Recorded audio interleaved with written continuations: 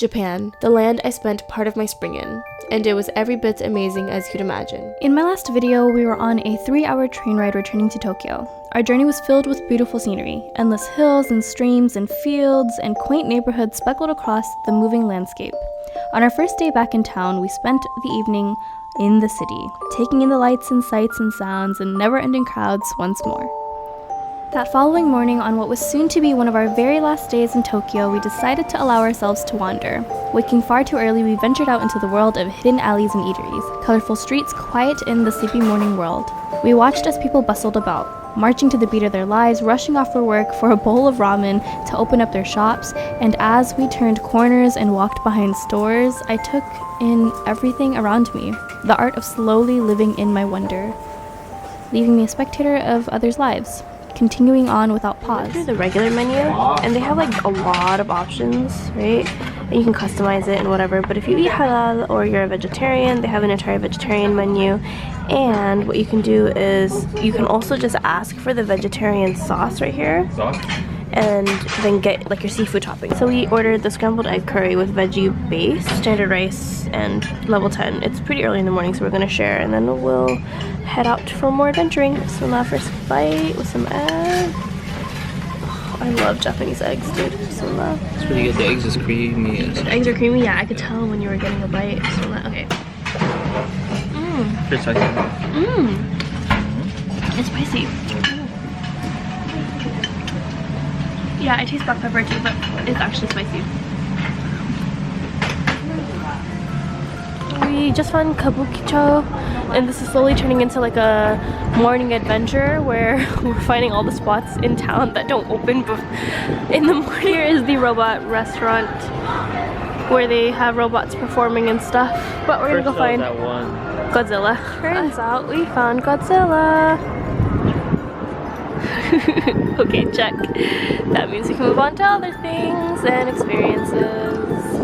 This sort of morning, warm food and slow strolls was everything I'd hoped for. Okay, we found Don Quixote, which is supposed to be a tax-free shop that has a lot of like goods and souvenirs and like trinkety things. Oh my god, this store is so overwhelming. There's just so much stuff. How are you supposed to navigate a place like this? Just wondering.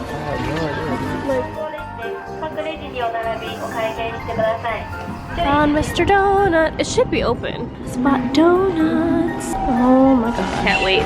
This sunlight. Oh, it's super chewy. Did you see that stretch on the dough?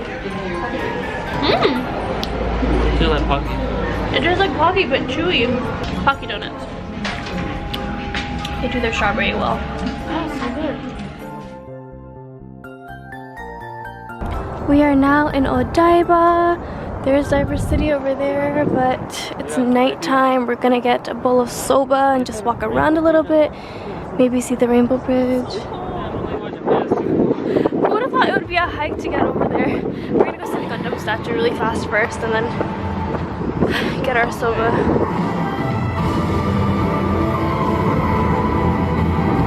We made it for some soba noodles. They gave us tea first.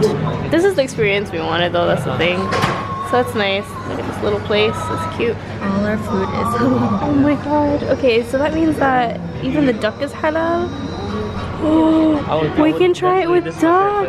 Thank you. Wow, Bila. I feel like y'all could have shared one. Wow. So, arigatou gozaimasu. How's it taste? Your first taste of soba noodle. Oh, so that's duck. Yeah, you can really taste the duck in there. Oh, mashallah. I should have got duck. Okay, well, enjoy everybody. Time for me to start eating too. After a long midday nap, we spent our evening in Odaiba, warming our bellies and feeding our souls with soba, new memories, and old friends. It was still unbelievable that we were together in Japan, of all places. The night carried on as we walked under the dark sky, watching the city twinkle across the water, and we reminisced on the trip. We realized that it was the uncertain feeling of giddiness at the realization that yes, we were in Japan together, and the disbelief at the realization that yes, our trip was coming to an end, that colored our conversations that night. That next morning was both heavy and light. It was our very last day in Tokyo, and the feeling of soon leaving hung over us. Yet, delight at one more day to spend exploring what now felt like an old friend left us excited. The eventual departure that awaited us was greeted by the breeze that carried cherry blossom petals across temple grounds and roads.